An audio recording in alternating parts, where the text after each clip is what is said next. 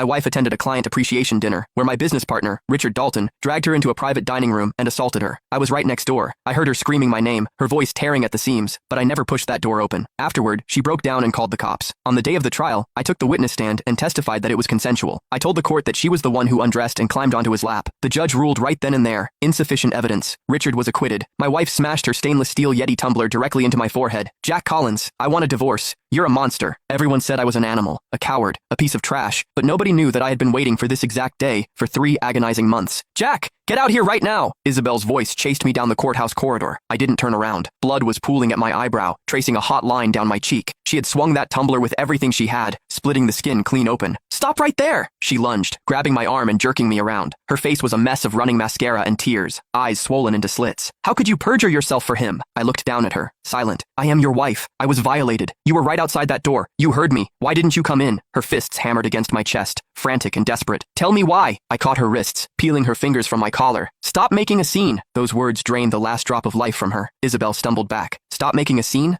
I was pinned against a table by your partner. My dress was ripped open. You were standing right outside. I screamed your name 17 times, Jack. 17 times. And you didn't make a sound. And now you're telling me to stop making a scene? I shifted my gaze past her shoulder. At the end of the hallway, her family was marching toward us. Her father Robert, mother Martha, cousin Jessica, and Jessica's husband Todd. I wiped the blood from my jaw and turned to walk away. Isabel threw her arms around my waist in a death grip. You are not walking away until you give me the truth. I already gave you the truth. My voice was dead flat. Every single word I said on that stand was a fact. Her arms went slack. Her tone shifted to pure, concentrated hatred. Jack, the biggest regret of my life is marrying you. I'm divorcing you. Okay. I dropped the word like a stone and stepped toward the exit. Robert's slap landed violently. My head snapped to the side. You son of a bitch! Robert shook from head to toe. I gave you my daughter's hand, and this is how you protect her? I steadied my footing. Robert, don't you dare call me by my name. You don't have the right. He caught my jaw with the back of his hand. Martha shoved her way to the front and spat into my face. You're not a man, a grown man, listening to his own wife get ripped apart, standing outside a door like a statue. Are you just useless, or are you an accomplice? I wiped my face. Martha, are you done? Done? I want to kill you with my bare hands. Todd surged forward, grabbing my suit lapels. How do you have the nerve to even stand upright, Jack? You should be on your knees begging Isabel for forgiveness. I met his eyes. Let go. There are court bailiffs right inside those doors. You throw a punch, I press charges. Assault is a felony, Todd. Do the math. Todd's fist froze midair. Robert pulled his son-in-law back, glaring at me. Jack, for the sake of the man I thought you were, I'm going to ask you one last time. Why did you cover for Richard Dalton? How much did he pay you? I looked past them toward the glass doors. A black SUV idled by the curb.